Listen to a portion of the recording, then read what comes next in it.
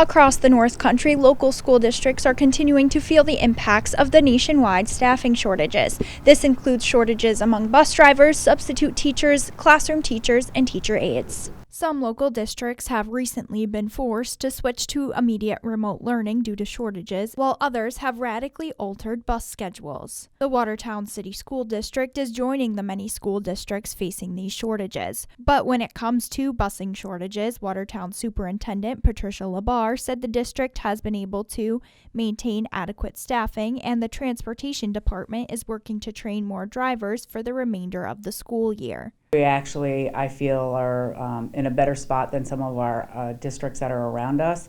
When I hear with transportation that they're having to double up and sometimes triple up bus runs, that makes it really difficult. And having students on all sort of a staggered schedule coming into school. But so far, with busing, we've been very fortunate. That, of course, could change at any given time. However, the district has faced issues when classroom teachers are out and shortages among teacher aides, assistants, and cafeteria staff. LaBarre said a factor that may be coming into play is rising COVID rates among staff members. In the month of September, we had 6 staff members that tested positive, and then in October, we had 18.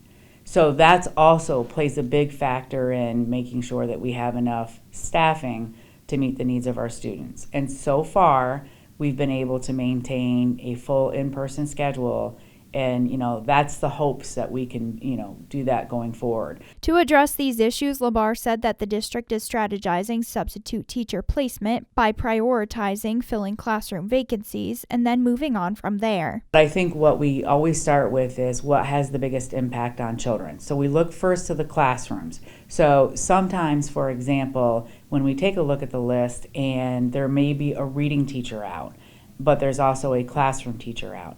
If there is a substitute in for the reading teacher, unfortunately that teacher, that substitute that was going to be in for reading that day will be moved over to the classroom. Watertown is also now providing additional compensation options for already contracted staff to sit in classrooms during free periods. We are offering a memorandum of agreement with our teachers union so that if teachers volunteer to give up their planning period, they would be compensated, at the 40-minute pay rate to be able to cover. So that will give us even another layer. And again, this is common practice in a lot of districts. They're already doing it.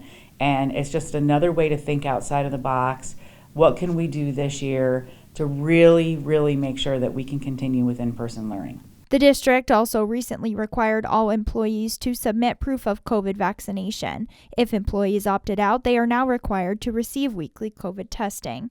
LaBarre said that staffing shortages could increase in the case that COVID vaccines are mandated.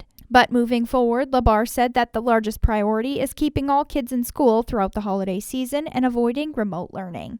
So if we can get through one more season from November through January and into 2022 and be able to keep our kids all in school at the start of 2022, then I think we'll end that on a good note, depending on our biggest critical needs areas with our classroom teachers, our nursing staff, our cafeteria staff, those things that we have to maintain, our bus drivers. So if we can continue to maintain where we're at today, then we know that we're going to be in person tomorrow. And LaBarre said that although some roles are not facing shortages, this could change at any moment. For ABC 50 Now here in Watertown, I'm Isabella Colello.